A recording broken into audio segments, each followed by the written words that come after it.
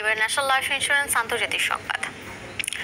Russia ইউক্রেনের মধ্যে যুদ্ধবিরতির নয়, স্থায়ী শান্তি চুক্তি চান মার্কিন প্রেসিডেন্ট ডোনাল্ড ট্রাম্প। ইউক্রেন যুদ্ধ বন্ধের লক্ষ্যে সোমবার হোয়াইট হাউসে ইউক্রেনের প্রেসিডেন্ট ভলোদিমির জেলেনস্কি ও ইউরোপের গুরুত্বপূর্ণ নেতাদের সঙ্গে বৈঠক করেন মার্কিন প্রেসিডেন্ট। আর এরপরই নিজের এই সিদ্ধান্তের কথা জানান ট্রাম্প। রাশিয়ার প্রেসিডেন্ট ও ইউক্রেনীয় প্রেসিডেন্টের মধ্যে বৈঠক আয়োজনে কাজ শুরু করেছেন বলেও জানান। ইমতিয়াজ আহমেদের রিপোর্টে বিস্তারিত।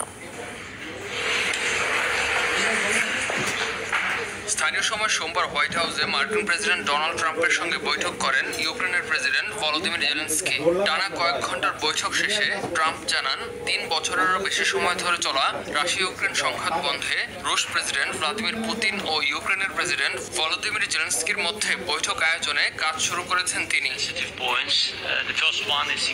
সামাজিক মাধ্যম ট্রুথ সোশ্যালে দেওয়া পোস্টে ট্রাম্প জানান, বিষয়টি নিয়ে টেলিফোনে রাশিয়ার প্রেসিডেন্টের সঙ্গে কথা বলেছেন তিনি। হোয়াইট হাউসে ইউরোপীয় নেতাদের সঙ্গে বৈঠক চলার মধ্যেই পুতিনকে ফোন করেন ট্রাম্প।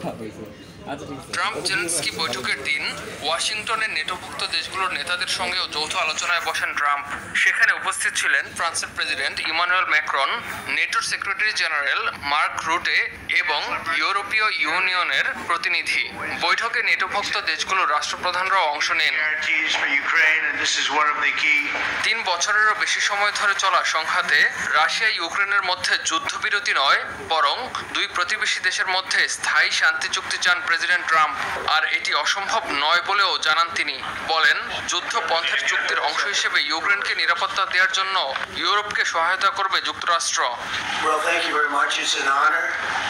এর আগে শনিবার যুক্তরাষ্ট্রের আলাস্কায় বৈঠকে বসেন রাশিয়ার প্রেসিডেন্ট ভ্লাদিমির পুতিন এবং মার্কিন প্রেসিডেন্ট ডোনাল্ড ট্রাম্প। সে বৈঠকে কোনো সিদ্ধান্ত না আসলেও ইউক্রেন যুদ্ধ বন্ধে খুব ভালো সম্ভাবনা তৈরি হওয়ার কথা জানান দুই নেতা।